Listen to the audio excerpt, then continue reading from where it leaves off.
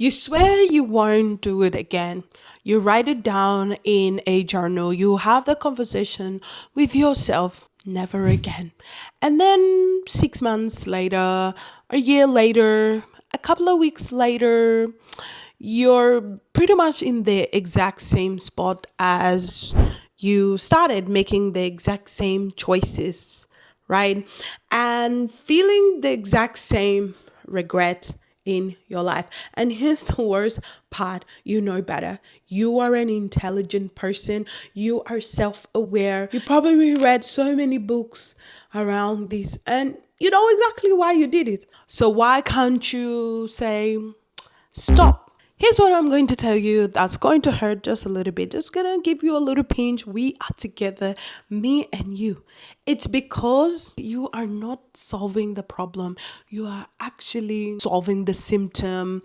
Instead, you are trying to solve the symptom, while the real patterns, the one that actually live in how you think, how you choose, and how you actually move through the world, stays completely untouched. In the next couple of minutes, I'm going to show you why patterns repeat themselves, what you actually are missing, and what it takes to actually break them. Not from willpower, but from the inside out. Numb loud, numb loud, it's all I need, yeah, yeah, it's all I need, yeah, yeah.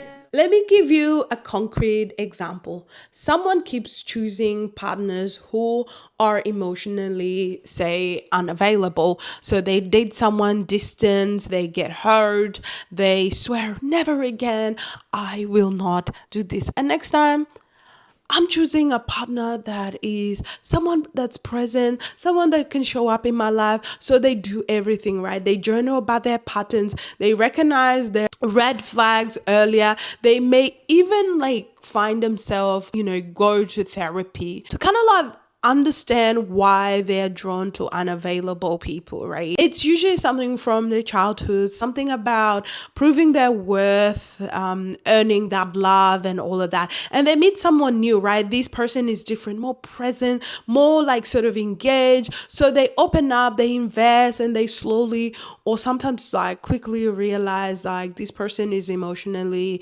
unavailable, and just in a very, very different way. So same cycles, just different packaging. Why? Because they do not solve the problem, they solve actually the symptoms. I keep choosing unavailable people and miss the root. Believe my worth is conditional, and unconsciously choosing people who will confirm that. So the symptom is the choice.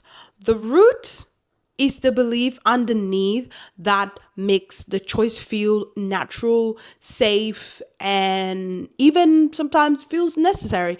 Here's another example, right? Career addiction. Someone keeps leaving job after 18 months, after 10 months, after whatever, 2 years, after whatever. They start so excited. They pour everything into it and tell themselves how excited they are. And then all of a sudden they hit a wall and they get so frustrated. They tell themselves, oh, man, this job is wrong. This is not for me. The boss is too difficult.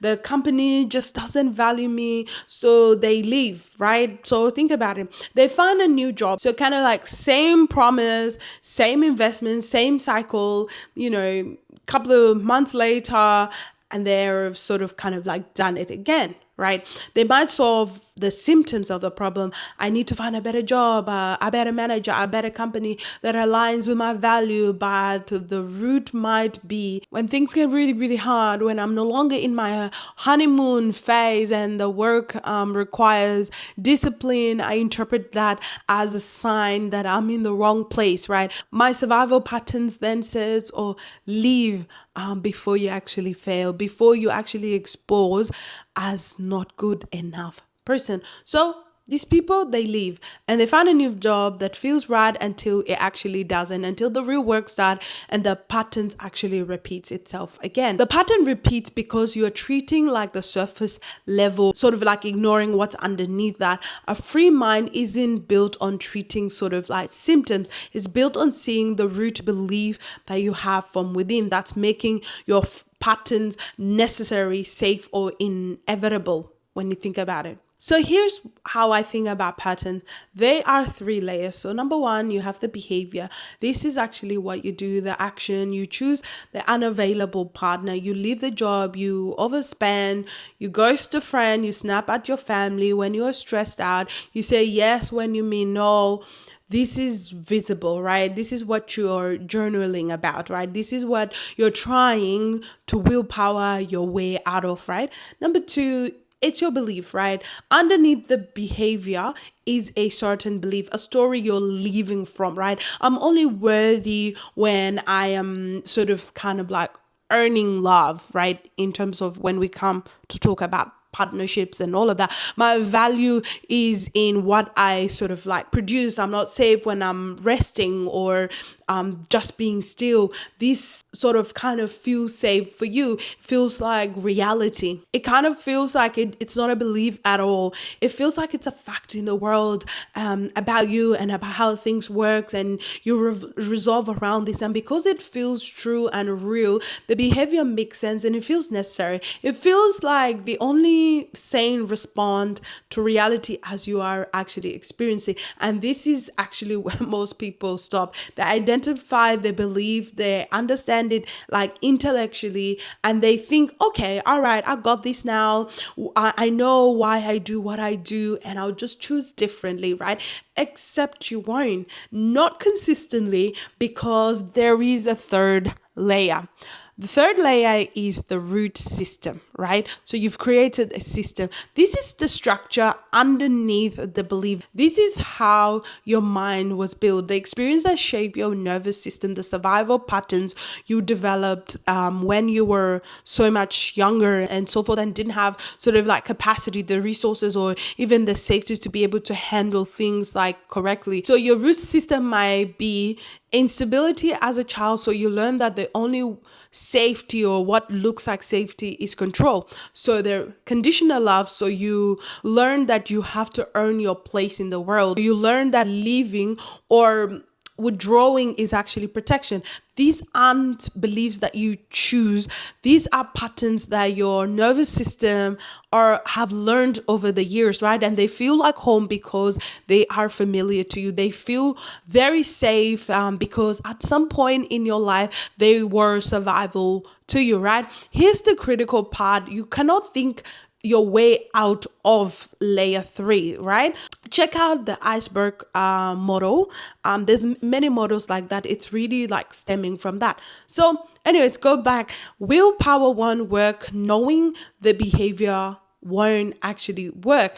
Even understanding the belief isn't usually enough, right? So because your nervous system is still running on like this old program, your body still feels so unsafe in situations that requires trust, stability, or vulnerability. So the patterns like keep repeating, not because you didn't sort of kind of like learn your lesson, but because you're running old software on a new nervous system while trying to live a new life. Right? So how do you actually identify the root pattern? Here's what to look out for. First, what actually happens when you are completely under stress? Your surface self might believe, I'm someone, who handles things under pressure, and I'm resourceful and I'm adaptable, right?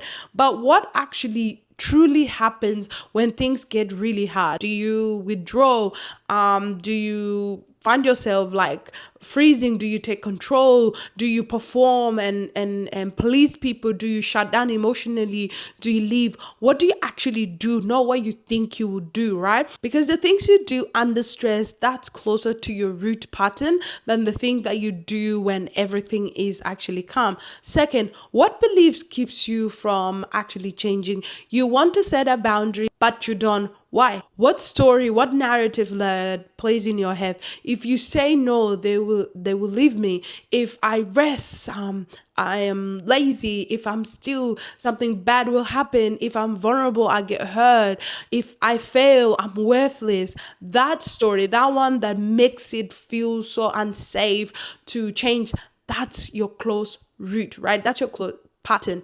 Number three, what patterns actually shows up across multiple areas of your life, right? Like reality. This is actually so important. If you leave jobs, right, but you always end friendship abruptly, and you also like leave relationships like that, so then it becomes a leaving is your pattern. It's not about the job, it's not about the friend or the relationship, it's about something in how like sort of you respond when things get uncomfortable or complicated. If you're a people pleaser at work and you people please sort of in relationship, and you people please in your family, that's your patterns, right?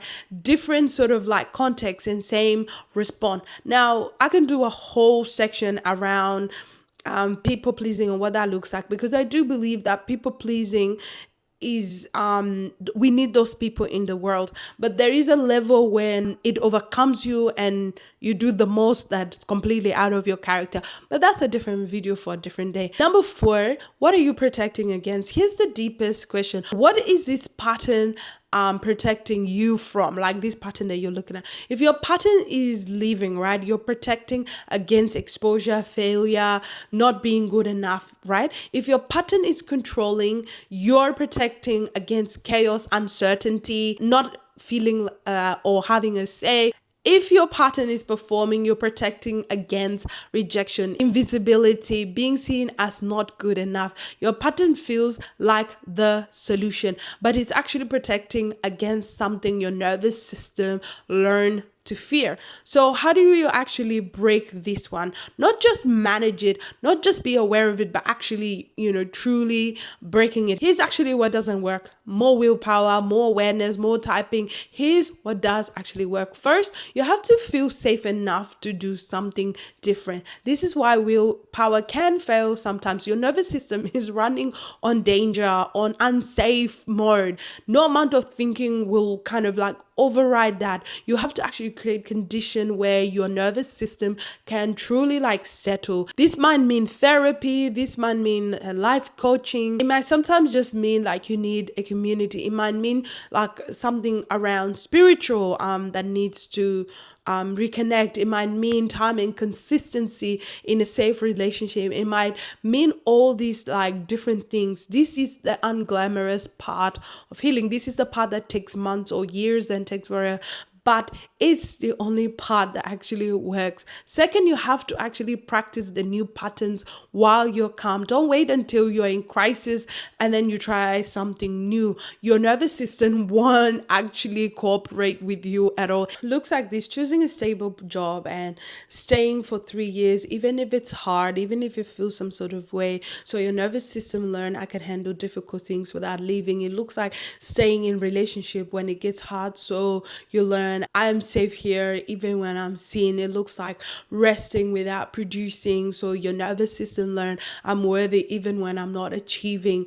This is not quick. This is not easy, but this is actually what breaks those patterns. Here's what happens when you actually do this work. You don't become someone who never leave, never control, never wants to perform. That wouldn't be actually human. What happens is you get choice. You get a choice. You can stay because you want to, not because you're afraid to leave. You can be vulnerable because you have experienced it as safe, not because you are sort of with knuckling through terror. You can rest because your worth isn't conditional on your productivity, not because you're forcing yourself to be sort of lazy. You can feel disappointed, frustrated, or scared, and not immediately interpret it as a sign that you are in the wrong place.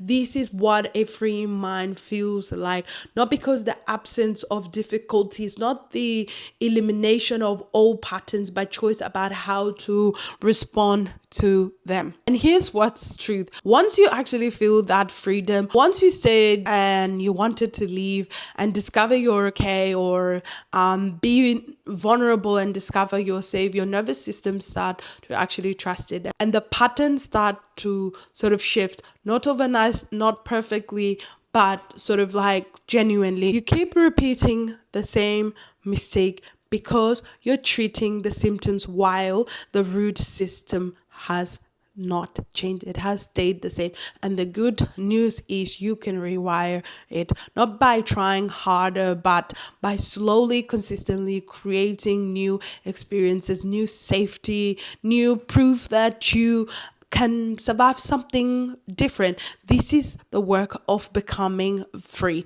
This is the work of becoming numb lao, of moving from survival to intention, from reactive to conscious. If this landed with you, subscribe. Until then, look at your patterns, not to judge yourself, but to understand what they're protecting you from. That understanding is where real change begins.